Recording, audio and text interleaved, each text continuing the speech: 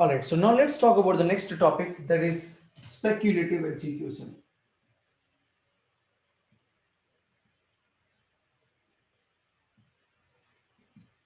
Okay, now typically in your production system, okay, when you submit a job, then many times what happens, your servers, your cluster would be very, very busy. So say you have a 5 node cluster, right? Say you have a 5 node cluster and you have submitted a job, and those jobs are supposed to to run on this machine, this machine, this machine, and this machine.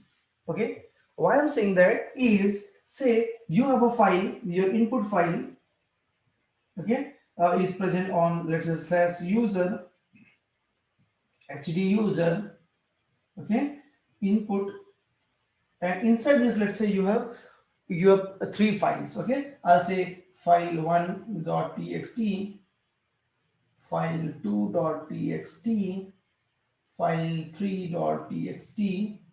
Okay, and say the size of this file is 200 MB, okay, and 100 MB and 1 KB, right? So let's say these are the size of the file.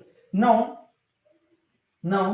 as per our concept of blocks, we have 120 MB block size. So this will be divided into B1 and B2. This would be divided into only one block. This would be divided into only one block. And let's say they are stored here: B1, B2, B4, B3 in some order. Is not it? Now what you have is, you have the blocks here, and I'm not talking about the replication. Of course, replication also do exist, right? So let's assume, let's assume we have this data over here, right? And let's say they are replicated only once. Say the replication factor is 2, okay, not 3. Let's assume. So B1 would be maintained here. So let me use another pen. So let's say B1 was here. So let's say B1 is here as well. B2 is here. Say B2 is here as well. Okay. Say B3, B3 is here as well. Say B4, B4 is here as well. Right. So this is how the replication would be maintained. Is not this how the replication would be maintained, and they would be maintained across the whole node. Right. Now what you want to do is, you want to run a program, right? So you have written a MapReduce job, and you have submitted that job to your cluster. It's not it. You have submitted your job to that cluster, and somehow the job will be executed. You will just specify the input path, and you just specify the output path where you want to have the data, right? Now, say, let's say the resource manager decided to process your B1 here, to process your B2 maybe here, process your B3 maybe here, process your B4 maybe here. Okay, and it started working, it started running the job. Okay, and because of some reason, see, these are the 5 node cluster, but it is possible that somebody else has started the job and it is running very slow in some machines, right? So few machines may be very, very slow, right? Now, in certain cases, if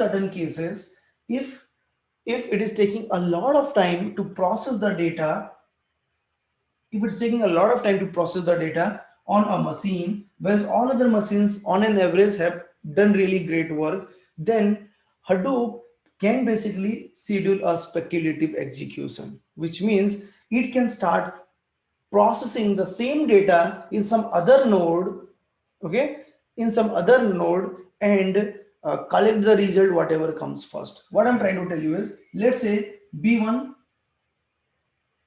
data is processed successfully, B2 is processed successfully, and let's say B3 is processed successfully.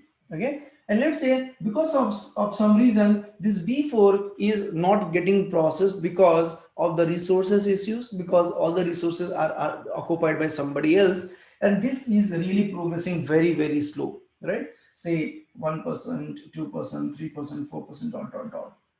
In that case, Hadoop has a like a concept of speculative execution, where it says, hey, I'm waiting for this B4 and it's taking a lot of time to process it. So let's do what? Let's start processing this B4 here, because I already have a data elsewhere, right? Now what will happen is, your Hadoop will schedule the job here as well. Okay, but let's assume in this place you do not have a much CPU usage. Hadoop will try to check it out, like which is the optimal place where I can run this job, right? What is that node? Because your resource manager will have all the clue about what are the nodes available, how much memory it is occupying, what are the jobs running in it, right? So based on that logic, it will start running the job here. And let's say now what will happen, B4 is getting processed here, B4 is also getting processed here. Okay, and let's say this processing is really faster than this processing, right? Now in some time, after some time, you will see this B4 is completed over here. And if B4 is completed here, then this job will be killed and discarded. Okay, and whatever output you got in this B1 would be considered in your final output, right? So this is the concept of speculative execution, and speculative execution can happen on mapper as well as on your reducer. Okay, which means I can say, hey, my mapper has a lot of data, input data, and I am really sure that it might get into issues because of the cluster busyness. So turn on the speculative execution for this job. You'll have to tell it specifically. Similarly, you must say, I want to enable speculative execution for my mapper as well as for my reducer, so that in case one of this node is processing the data, processing the logic of reducer, then if they are also getting into the delay, then it can be triggered elsewhere and get the work done. Okay, so that's the concept of, there's the whole concept of speculative execution. Let's go back to the screen and let's see how do you actually turn it on, right? So how do you basically configure those speculative execution? So let me share my screen. Now this is what you have. Okay, speculative execution. See, this is the facility in Hadoop which enables launching a job into another machine if the current job is running very slow. The job that completes faster would be considered, and the slow running job will then be killed. You need to set the below properties to enable speculative execution in your job. Okay, so you can say job dot set map speculative execution to true. You should say job.set reduce speculative execution to true. Or if you want to enable both of them, you can directly say set speculative execution to true, which internally does, which internally sets map speculative execution and reduce speculative execution to true. Okay, so that's how you will be basically configuring your speculative execution.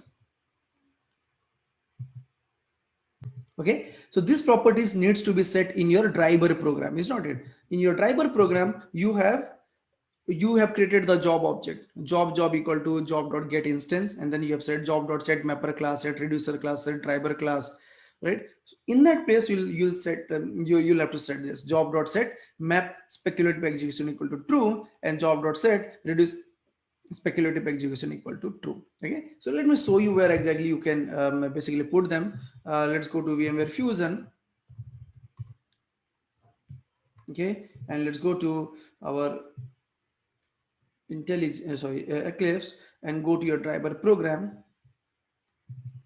right here, right? So you have a job object. Now if you want to enable them, then you'll have to say job.set speculative, right? See, map speculative execution, reduce speculative execution, and both speculative execution, right? So you can just say true.